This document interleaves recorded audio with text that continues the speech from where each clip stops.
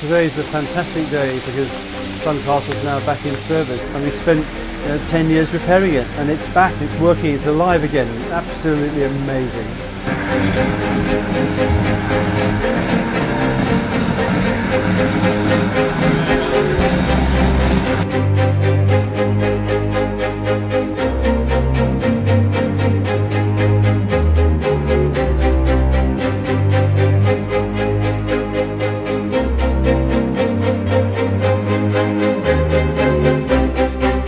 We always knew the day would arrive. It might take us a bit longer because it costs a lot of money, but we've done these before. We're used to rebuilding engines. We know we can repair them. We're good at doing that.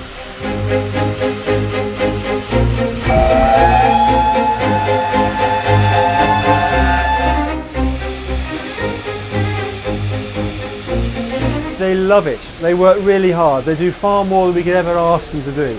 They're excellent, excellent engineers, as you can see. And we're very, very proud of them and very grateful for what they've done.